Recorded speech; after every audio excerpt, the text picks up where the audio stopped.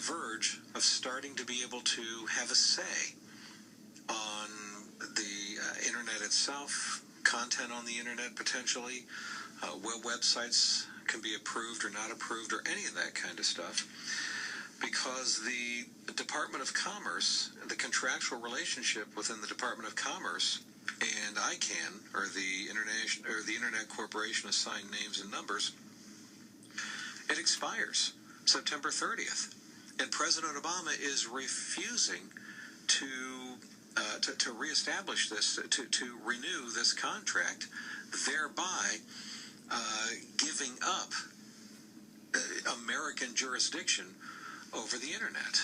And I'm telling you folks, in a few years, it's going to be remarkable the lack of free speech that is applied to the internet.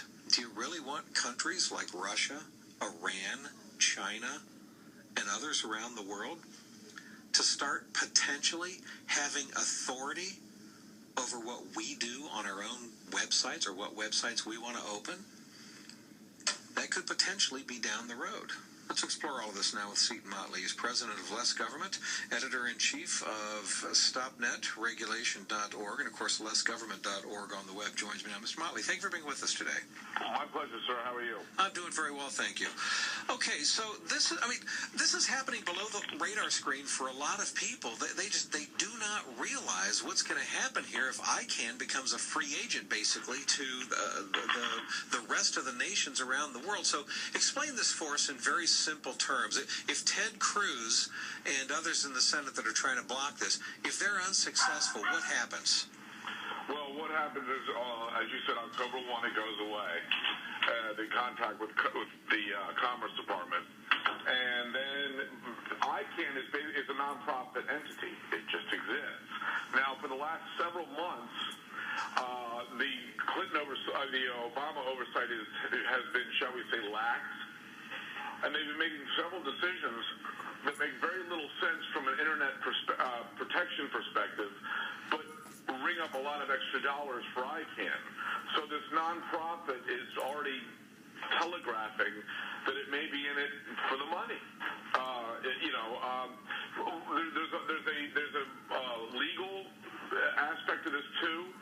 They've had an antitrust exemption, meaning that's the only place you can buy a domain name, which is a good thing, because if I buy lessgovernment.org and you buy lessgovernment.org from a competing entity, who has it? When do there's the antitrust monopoly exemption is very, very important when it comes to, if you buy a domain name, it's exclusively yours. But now that it goes into the wilds of the world, and it's been already telegraphing the fact that it's making decisions based on money rather than on what's best for the internet. Well, if Russia starts ponying up and Saudi Arabia starts ponying up and Iran starts ponying up, what happens to them? What happens to ICAN? It's unfair for the left, who were really kind of quiet about defending this until very recently, and now they're weighing in and defending what Obama's doing here.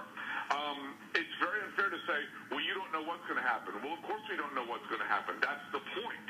We know what would happen if we yet again renewed the contract with ICAN. It would be the same status quo that has led to a 20-year explosion. We just had the 25th anniversary of the very first website. Wow. And look at the explosion. It's a free speech, free market Xanadu now.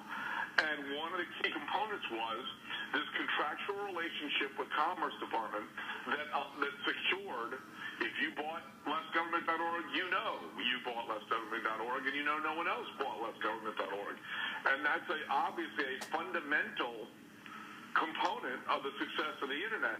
And now that we're going in this direction, you start to say, okay, what's going to happen? And if they're making decisions based on money rather than on what's best to secure the internet, you got all sorts of problems. You got all sorts of bad actors out there that are willing to pay. Well, and when we talk about antitrust regulations that are necessary on ICAN, ultimately someone has to oversee this, and it seems like the United Nations would ultimately be that place that would ultimately end up overseeing this. Which is an interesting little wrinkle. A couple of years ago, ago, it's called the International Telecommunications Union, the ITU.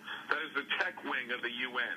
And they were pushing for additional government regulations, international government relations through the UN.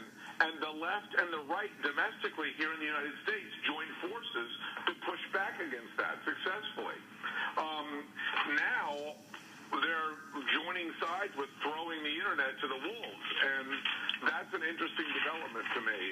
You're right. It would seem that an international body like the UN might be where this ends up, and as we know from 50, 60 years of UN history, that's a terrible place for freedom and free speech and commerce to go. See, here's what really makes me nervous about this, and I know some people are going to accuse me of hyperbole, but I really don't think so. Yes, initially there's the antitrust concerns that, well, what do you know, people can come up with competing websites now and there's nothing that you can do about it, and you can have entire governments, if you will, or people that dump a bunch of money into something through other governments that can pretty much eliminate and destroy any websites that they want to destroy through unfair competition, because there's no antitrust regulation to stop it anymore. So that's a concern. But there's another thing for me, and that's, see, once this goes even beyond that, and we now have the United Nations or governing bodies around the world with a certain measure of jurisdiction over the internet, then it starts making me wonder, well, who's going to be making decisions about what URLs are accepted and not accepted, and what's denied, what's not, what websites are shut down? I mean, what do? You're going to have Christian websites that, it's considered hate speech to say that Islam is a false religion or homosexuality is a sin. And before you know it, we're going to see websites shut down here in the United States because they violate international standards. And as we've seen time and time and time again, when organizations, whether it's Twitter, whether it's Facebook, are making ideological decisions, it never works out well for conservatives. Right. It just doesn't. We've had problems with our government making ideological decisions. How many left-wing groups were audited by the IRS? Yeah. And so it's a horrible, it's a free market problem and a free speech problem. Throwing the ICAN to the wilds of the world. It's a terrible idea. Again, this is yet another example of the Obama administration, quote unquote, trying to fix something that obviously is not broken. There's nothing broken about this. Okay, so let me ask you real quick. We have like 60 seconds left. Yes, I know right now you've got Ted Cruz and John Thune and Charles Grassley and Fred Upton. I mean, they're working very hard to try to stop this from happening and trying to use the power of the purse to stop this. But we know that this president doesn't really care about what the limitations are. So let's say October 1st comes and goes. ICAN becomes that free agent.